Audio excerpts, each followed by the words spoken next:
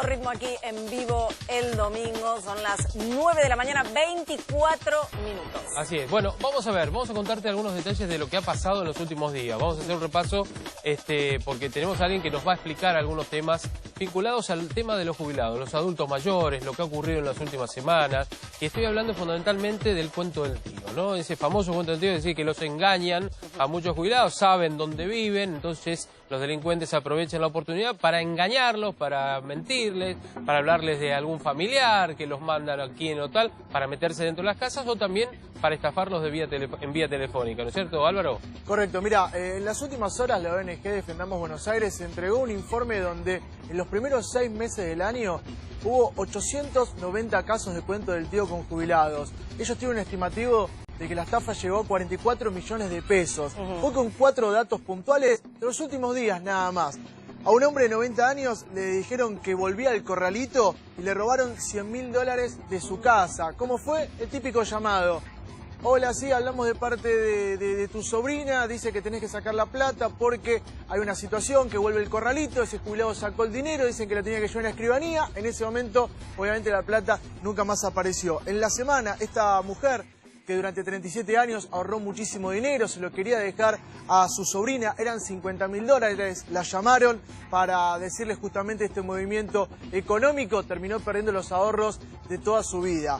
También, 77 años, una mujer en San Telmo, le robaron $20.000, cuento del tío, sabían que tenía plata, esta mujer la interceptaron en la calle, una mujer se mostró indefensa. Sí, eso fue muy raro, con un billete de lotería la engañaron, ¿no? 2 mujeres. 2 mujeres, una la interceptó, dice que su jefe la había amenazado porque se quería quedar con el billete ganador, en eso la llevan a su casa, esta mujer iba a guardar, la jubilada de 77 iba a guardar el billete para cuidarla, la mujer, la estafadora, simuló como que estaba insegura, como que la podían llegar a robar. Entonces la jubilada dijo, mirá, te doy $200, quédate tranquilo que yo te lo devuelvo, no pasa nada.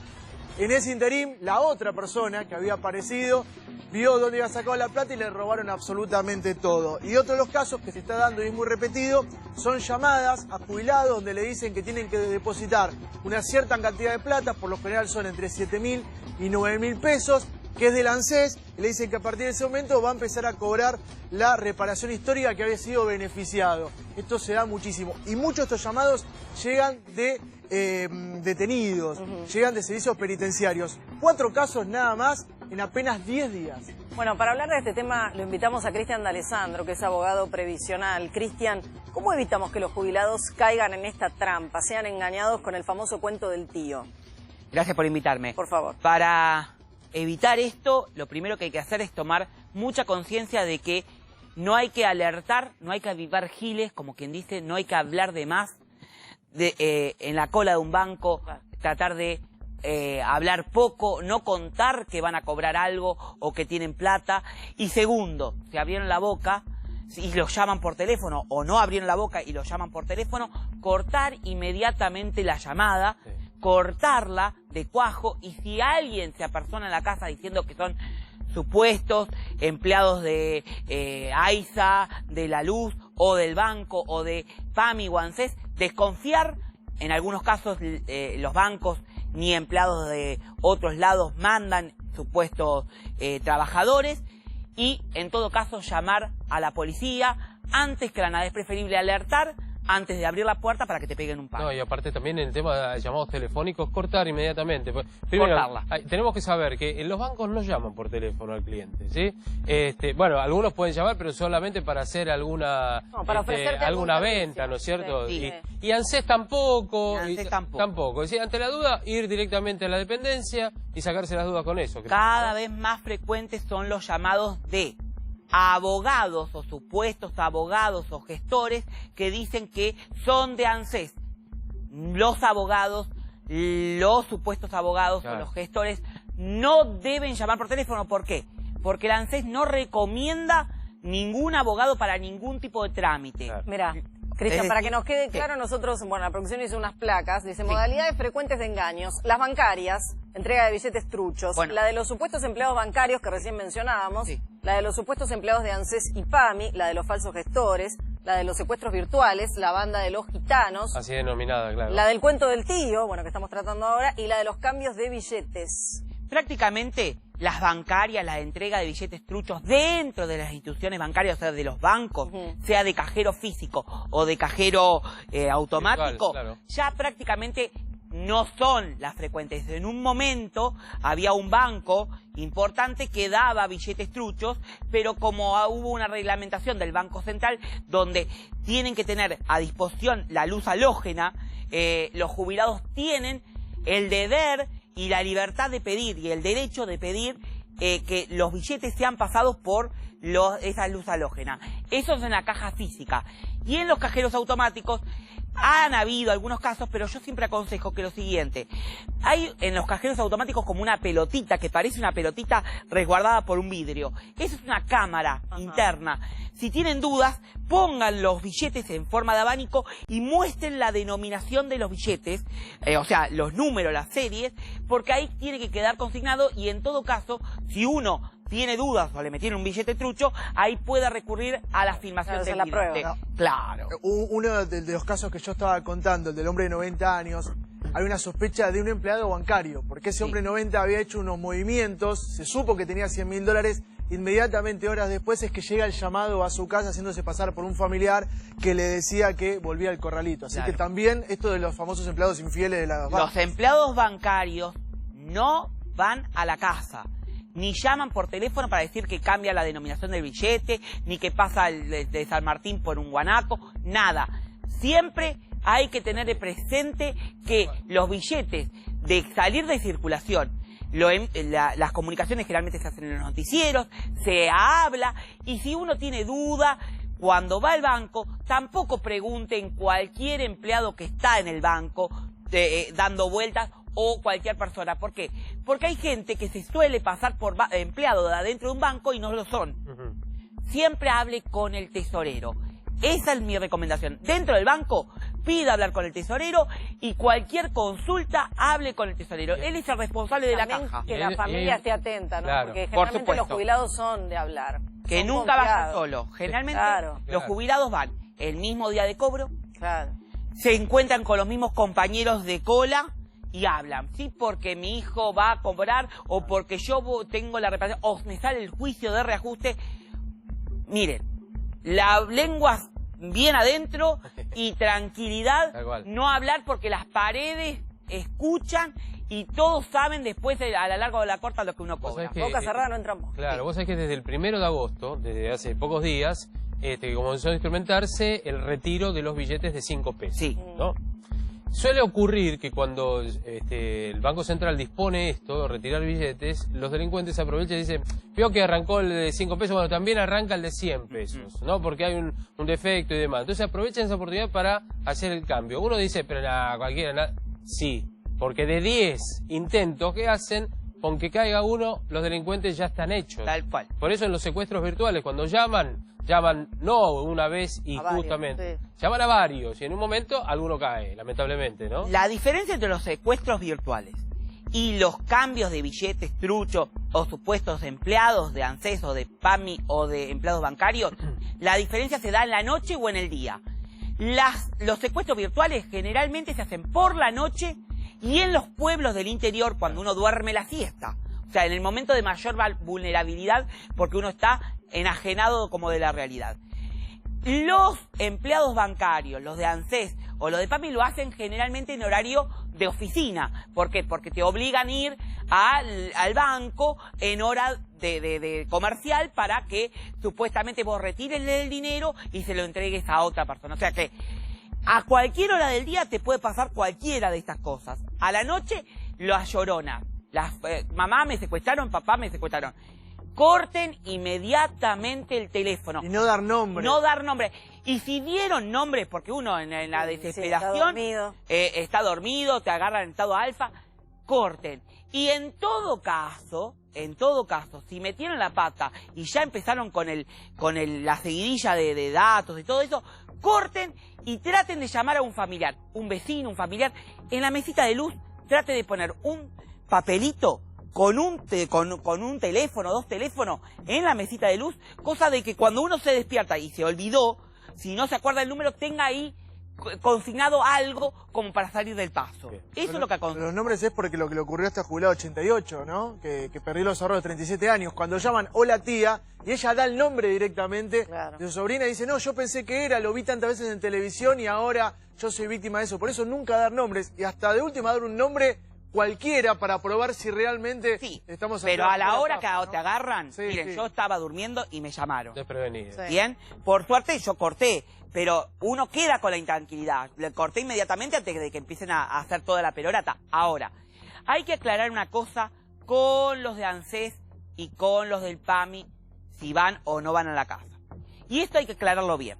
Los bancos sabemos que no mandan gente a la casa. Claro. Eso es bárbaro. Ahí, mira, Cristian, estás hablando justamente, y nosotros para que la gente, para que les quede bien claro... Ahí está. Tenemos aquí las placas, dice, consejos para prevenir estafas o cuentos del tío. Estar alerta. Sí. PAMI, solo asiste a viviendas con cita previa. Sí. En ANSES solo manda verificadores por trámites previsionales. Los bancos, como decía Javi, no llaman por teléfono ni van al domicilio del titular. Perfecto. Si se apersonan, llamar al 138 para verificar, ¿no? Claro. PAMI o 130 ANSES. Y si llaman por teléfono, cortar sin explicaciones y avisar a un familiar. Bien. Si pasan por su casa, no abrir la puerta y llamar a un familiar o vecino. Y teléfonos de ANSES 130 y de PAMI 138. Recordar siempre. Perfecto. Esto es claro. PAMI manda algunas veces asistentes sociales a la casa. ¿Por qué? Porque el jubilado pidió un subsidio, entonces el PAMI tiene que ir a verificar si esa persona está en condiciones de tener ese subsidio. Ahora, ¿qué pasa? Cuando un afiliado va al PAMI, generalmente le avisan desde el PAMI que van a ir. No obstante, cualquiera puede truchar una tarjeta. ¿Qué sucede? Yo aconsejo que si viene del PAMI, por más que esté avisado, llamen al 138 y pregunten, a ver, fulanito de tal, ¿es inspector del PAMI, es asistente del PAMI? Y ahí le van a saber decir el nombre y apellido de la persona, si lo es o no lo es. Pero no abran la puerta, no atiendan por la mirilla, ¿bien? Y dos, ANSES solo manda verificadores. ¿Qué significa esto? Para trámites específicos, por ejemplo, una pensión por fallecimiento, el ANSES se toma el trabajo de ir a ver si esa persona era la conviviente, el titular de la prestación que se murió. Van y golpean las casas de los vecinos y le preguntan, ¿esa persona vivía ahí o no vivía ahí? Bueno, esos son los verificadores, van para casos específicos. O el servicio doméstico, ir a verificar si la persona trabajaba o no en relación de dependencia bajo patrón. Tal cual. Bueno, las prevenciones ya las sabemos, las conocemos y por supuesto, lamentablemente, esto de las modalidades delictivas están a la orden del día, por eso hay que estar atentos. Y las familias también atentas también. Cambiamos de tema, pero vamos a seguir hablando de la cuestión previsional, de los jubilados y demás, porque obviamente estamos en campaña, ¿sí? Estamos a una semana de las PASO, esperando después para el 27 de octubre, y claro, cada uno de los candidatos trata de abrevar agua hacia su molino, ¿no es cierto? Y Alberto Fernández hace algunos días trajo bastante revuelo sus declaraciones, dijo entre otras cosas, ¿no es cierto? Algunas cosas que iba a hacer si ganaba las elecciones a partir del 10 de diciembre, entre otras cosas, prometió remedios gratuitos para los jubilados. El titular del PAMI le salió al cruce. ¿Va a poder hacer esto? ¿Se puede hacer esto verdaderamente o solamente es una decisión de campaña? No, sí se puede hacer. Y esto es claro, esto es voluntad política. Recordemos que ustedes estaban a flor de piel cuando en 2017, enero más o menos del 2017, Carlos Regazzoni impuso la quita de medicamentos gratuitos. Quiere decir que hasta el 2017, hasta diciembre del 2016, los medicamentos para los afiliados de PAMI se entregaban de manera gratuita. Y sin problema. En el 2017, Carlos Regazzoni largó una resolución. ¿Cuál es la resolución? La 005. Para que la gente sepa era que si tienes un haber y medio de la mínima no te dan los medicamentos, si tienes una segunda propiedad no te dan los medicamentos, si tienes una prepaga no te dan los medicamentos, y si tenés, no me acuerdo qué, bueno, se me fue, prepaga, un haber y medio de la mínima, si tenés un auto de modelo de 10 años de antigüedad, tampoco te dan los medicamentos, y si tenés un barco, un yate, un submarino, tampoco. Recordemos que ahí se bajaron de 2 millones de jubilados que tenían los medicamentos gratuitos, de una nómina de casi 5 millones que tiene el PAMI, a 1 millón. Es decir, que el PAMI En ese caso da cobertura de entre un 20 y un 50%. ¿Qué dijo Alberto Fernández? Que se tiene que en sí recomponer esa normativa anterior a esta resolución. Y los medicamentos gratuitos se pueden entregar tranquilamente y no es una panacea, chicos, no es una panacea. Es una realidad. ¿Por qué?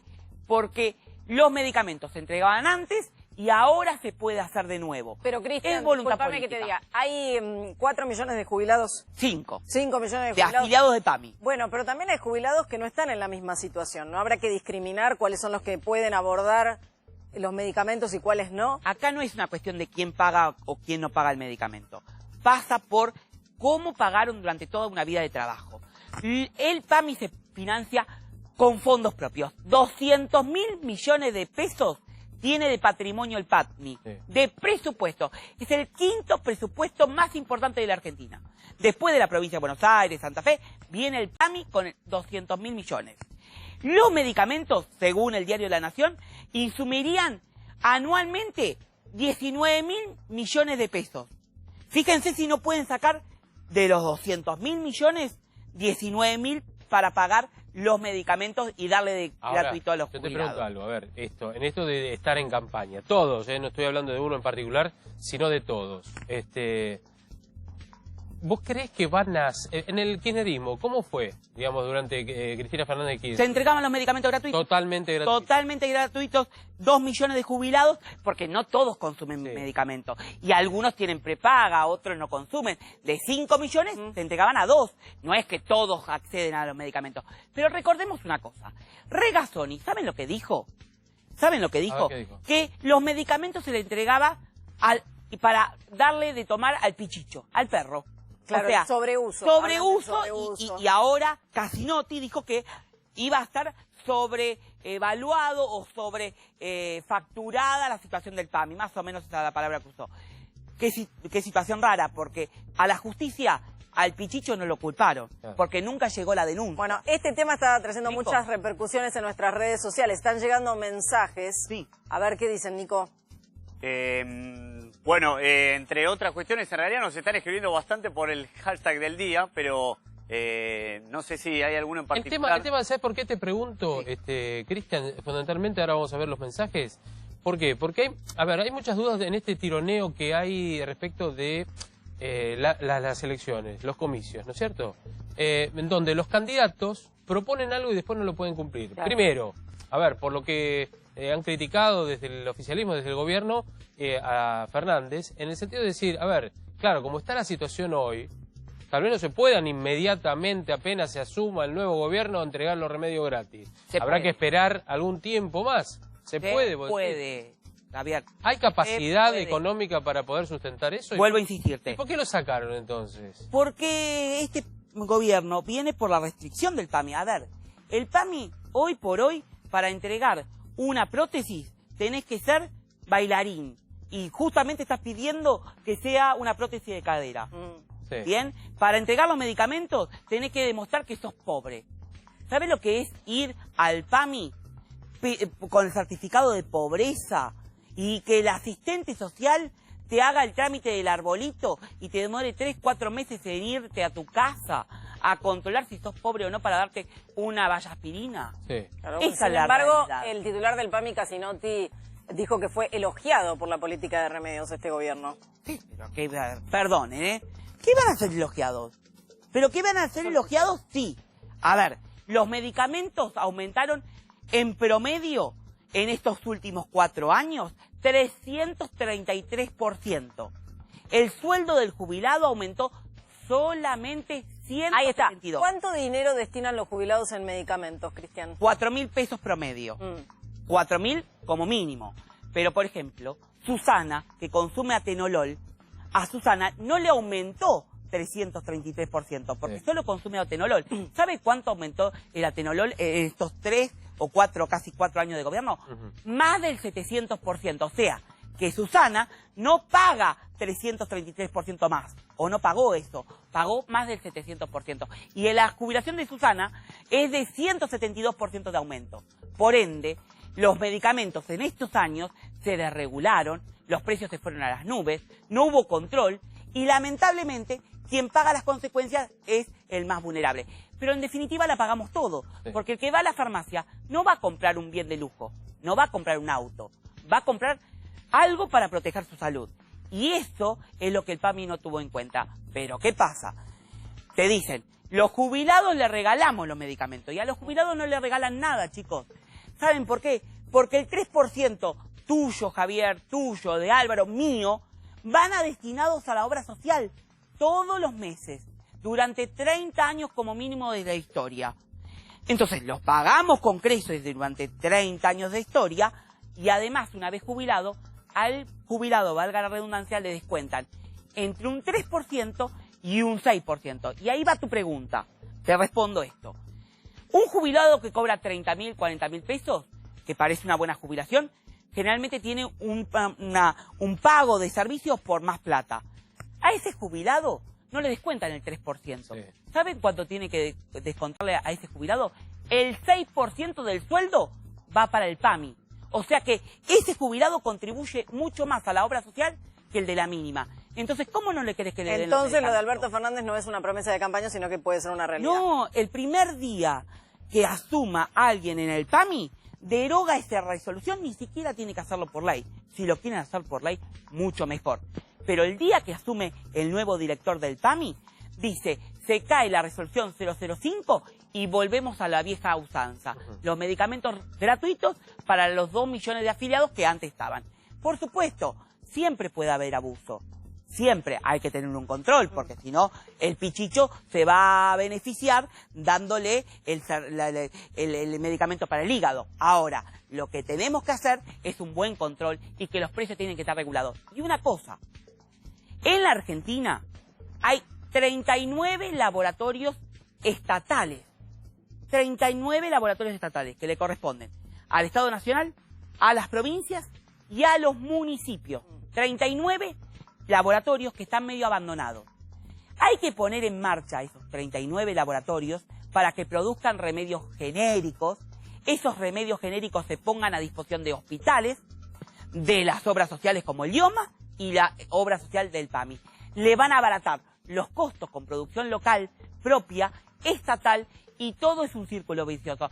¿Saben qué? Hay que tener voluntad política y no estar casado con los grandes laboratorios. Ahora, eso es lo que pasa. Cristian, en diciembre va a haber un aumento en las jubilaciones. Sí. ¿De cuánto estamos hablando? ¿En cuándo? ¿En septiembre? No, en diciembre. En septiembre viene el próximo aumento del 12,2%. Sí. Eso ya se sabe. En diciembre hay preocupación, y esto se lo doy como anticipo, primicia, alerta, pónganlo como quieran. Y se van a acordar cuando yo se los diga. Último momento. En la Secretaría de Seguridad Social hay una fuerte preocupación por el índice que va a arrojar diciembre para el aumento de los jubilados. Va a ser más bajo de lo que ellos preveían y va a rondar promedio el 8,6%. Vos estás hablando de aumento. Sí, para jubilados. Aumento en el haber jubilatorio. Estamos hablando de eso, por un lado, el de septiembre que ya está establecido, que es del 12,2. La jubilación mínima se va a 12.940 pesos. Pero después, en diciembre, va a haber otro nuevo en el cual, digamos, completando ese proyecto que había, ¿no es cierto? Sí. Termina con diciembre de 2019, veremos después qué pasa ya en 2020. Sí. Pero, digamos, ¿se va a completar eso que estaba previsto o va a quedar una deuda ahí? Se debería completar porque es una ley. En diciembre, el 8,6% en principio y promedio. Sí. A ver, en la Secretaría de Seguridad Social hicieron una evaluación, según tengo buena fuente, da el 8,2% hasta hoy porque no estaba calculado la parte de los salarios del mes de julio. Sí. En ANSES hicieron un promedio y da 8,6%. Nunca más, o sea, nunca una cifra mayor del 9%. Es decir, que, ¿saben lo que van a hacer? Dicen que van a estirar el anuncio, porque esto lo van a tener que anunciar prácticamente en la época de la primera vuelta. Antes de octubre. Antes de octubre, porque ya se va a conocer. Van a tratar de estirar, porque 8,6 baja las buenas noticias que este gobierno estaba diciendo que iba a dar. Ahora, en el complemento, si sumamos de enero a diciembre, según hoy, un diario, estarían ganando la inflación con todos los aumentos, si dan este 8,6. Y yo te diría ahí, porque las estimaciones estaban diciendo de la economía, y yo no soy economista, que estaban rondando el 40% en algunas estimaciones privadas. Algunos hablan del 41%, ¿no? Y otros hablan del 44%. Sí, claro. Entonces, si la ganan ahí.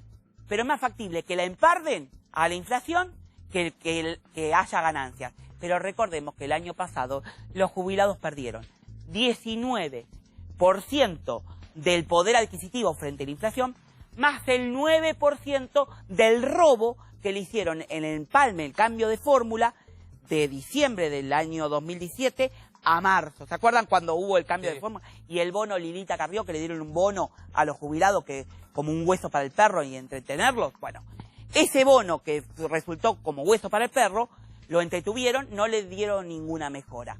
Ese empalme les hizo perder 9% más. 19,1% que perdieron frente a la inflación. Más el 9%, el año pasado perdieron 28,1%. ¿A cuánto sería la jubilación en diciembre? Y 12.943 pesos en septiembre, sumémosle un 8,6%. Yo no soy economista, 2 más 2, a mí no me dan 4. Así que súmenle más o menos promedio 8,6 a 12.900 pesos. 800 Ahora, pesos más. Y más o menos. Alessandro, nunca va a llegar a la canasta básica. Claro. ¿El gobierno, el actual gobierno, hizo algo bien por los jubilados? Mira, yo te diría, si hizo bien, me cuesta encontrarlo bien. Porque la ley de reparación histórica, que quedó desintegrada antes de que salga, acordémonos que anunciaron 2,5 millones de jubilados que iban a entrar a la reparación histórica, y con suerte, y forzando a los jubilados para que acepten con la virome, y prácticamente compulsivamente lo hicieron aceptar, aprobaron la reparación histórica 1.300.000. Sí. O sea, menos de lo que ellos decían. Y a esos, y yo tengo acá, por ejemplo, un recibo que me llegó el otro día, a muchos de ellos, que el gobierno se jacta que salió de la jubilación mínima, salió por 40 pesos. Si quieren, le paso ahora el recibo de haberes de un jubilado que recibió de reparación histórica 40 pesos. O sea, ni para el colectivo ida y vuelta ni para la SUBE. ¿Cuánto está la canasta básica del jubilado? A mayo del 2018, 30.524. ¿Por qué digo a mayo? Porque estamos ya entrado a agosto, eso se va a sumar unos 1.200 pesos más. Estaríamos hablando hoy superior a los 32.000 pesos en 2 meses. Imagínense que un paquete de galletitas, yo lo vengo siguiendo, que es la galletita de segunda marca que uno come, un tipo... Una cuchuflito pindonga. No, sí, pero más o menos son ricas, son más ricas que la de la primera. Ahora, estaba en marzo 15 pesos y hoy está 20. Claro.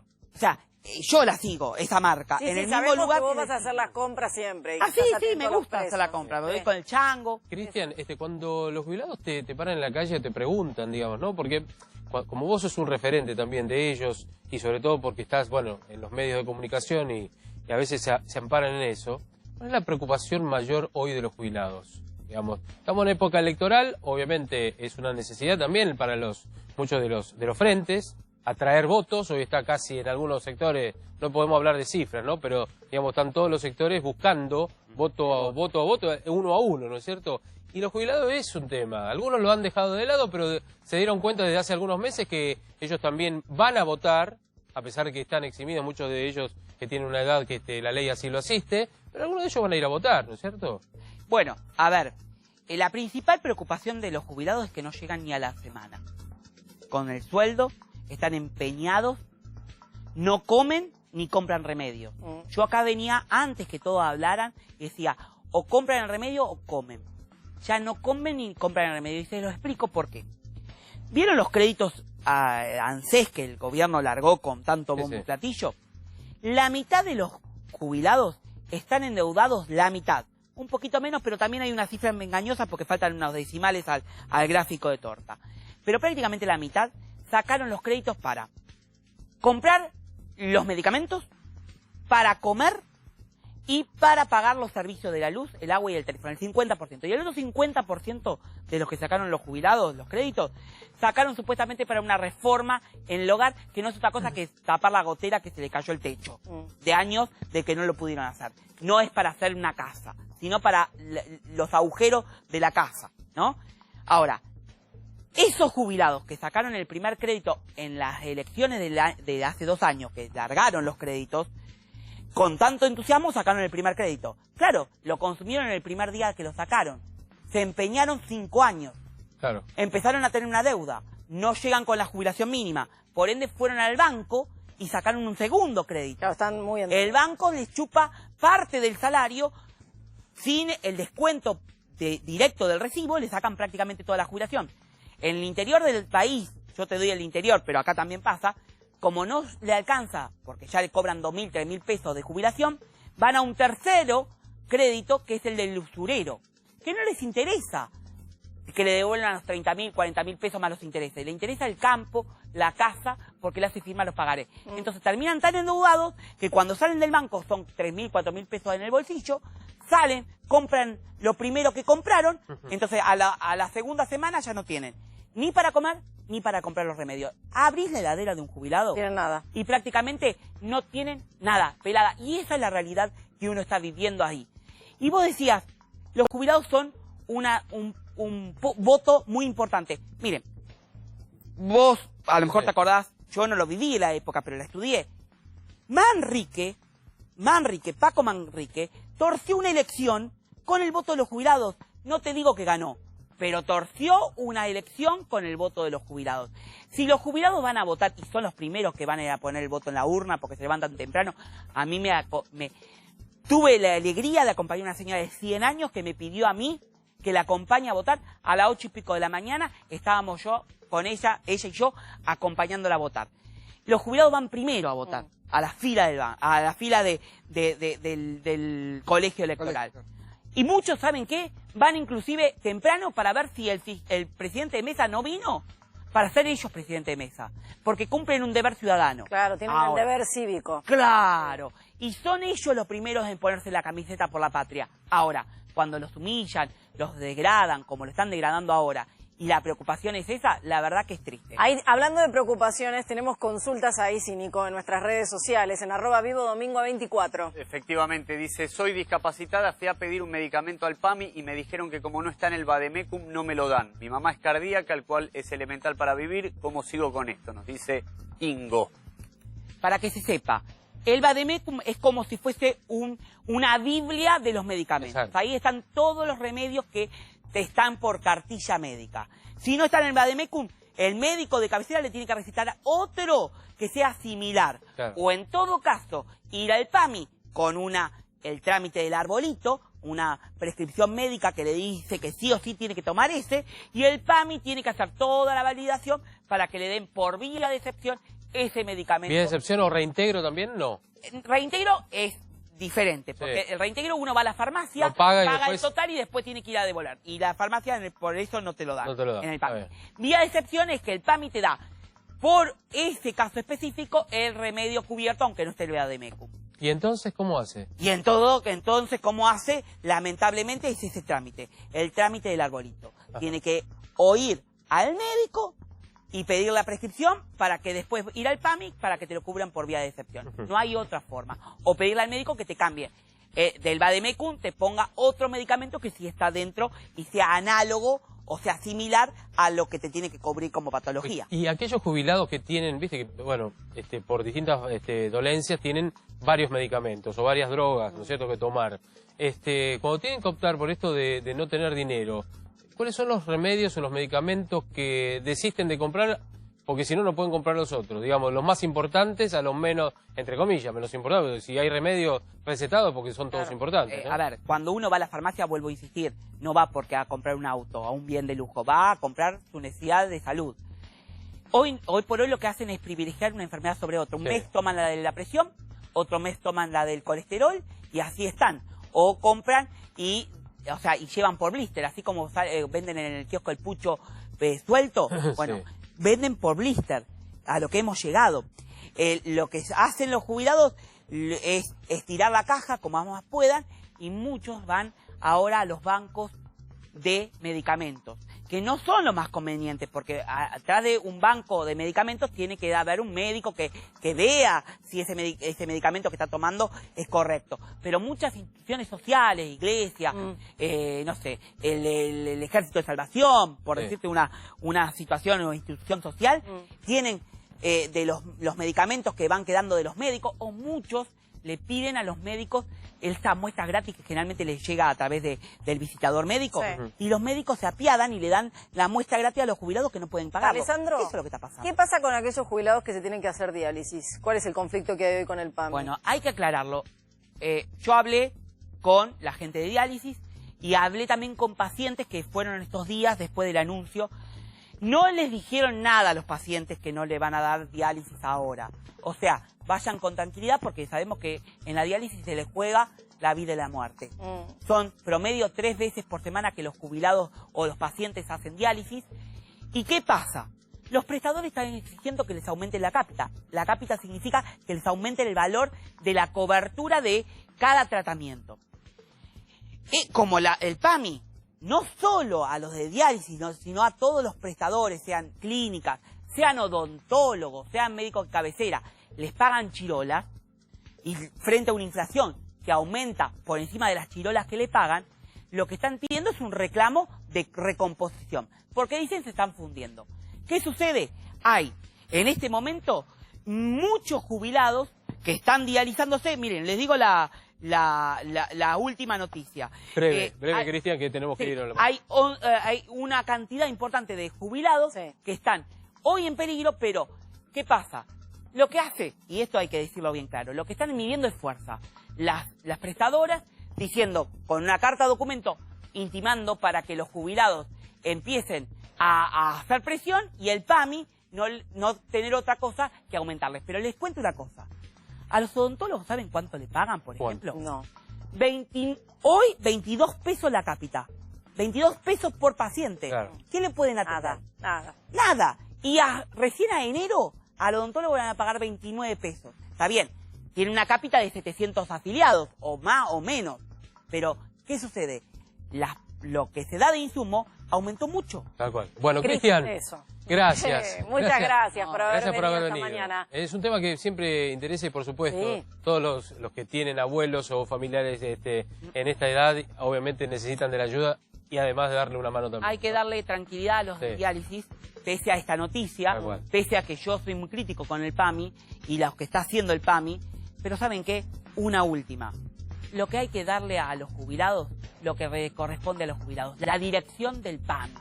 Los jubilados tienen que estar en los órganos de directivos del PAMI. Muy bien, con este mensaje vamos a ver cómo se presenta